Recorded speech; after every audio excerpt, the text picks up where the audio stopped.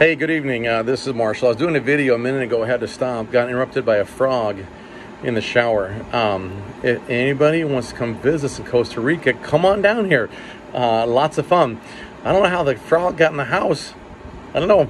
Anyway, interesting. So when my daughters came in and said, "Dad, can you get the frog?" And I said, "No, you can." No, so I went and got it. Anyway, so I'm starting the video over again, just like to tell you about the frog. The frog is kind of exciting. So anybody wants to come down and take a shower in my shower. But the shower's big. It's like a big shower, so you can jump around the frog. You can.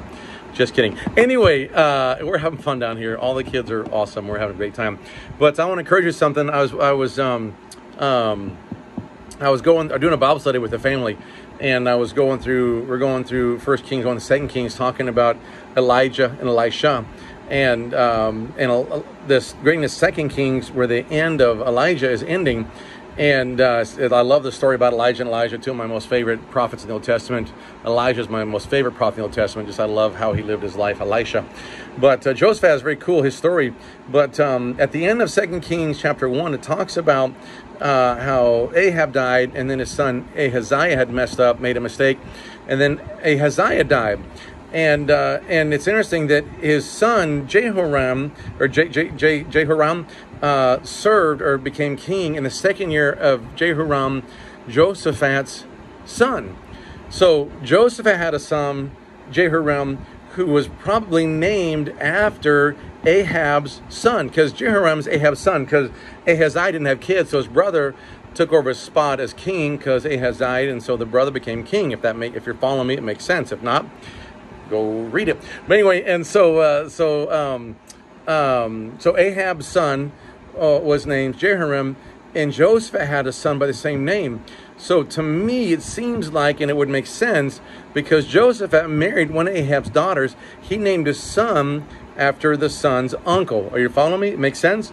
So Joseph had married one of Ahab's daughters, and so he named his son after Ahab's son. Maybe it was that's my thought process. What's interesting about this, though, is that so Joseph's wife was raised by an evil family.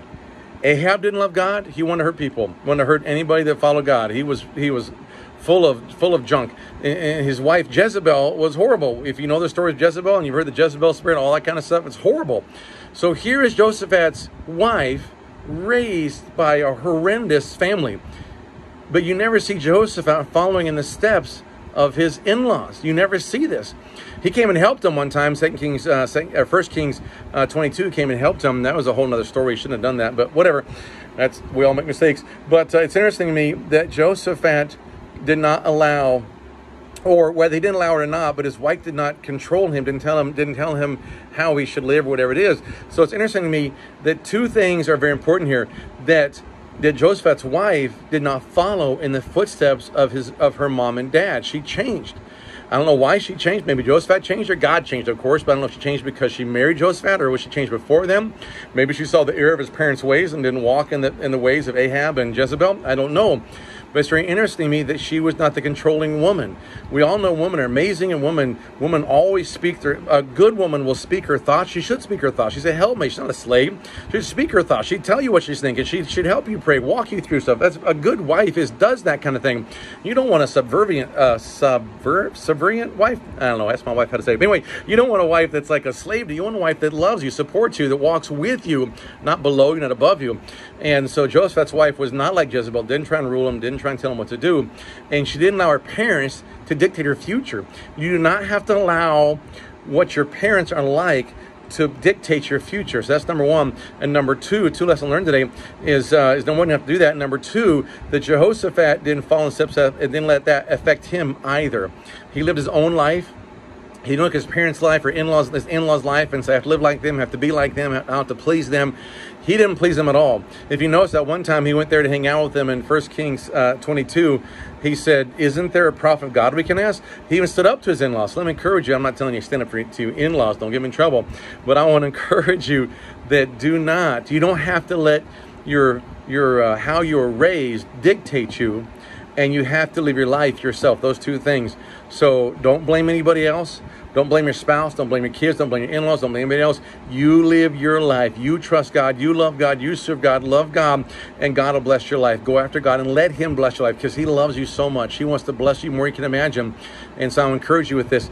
Don't sit there and read the Bible. Study it. Find out what God's doing. Find out what He says. And you'll see how much He loves you, how awesome He is. But don't ever look at your life and think, I have to live a certain way because of anything around you, anybody else.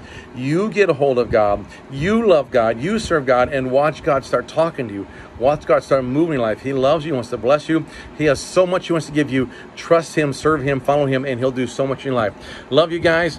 We'll see you next Frog Day again, or next day again. Anyway, see you guys. Don't forget to like, share, and subscribe.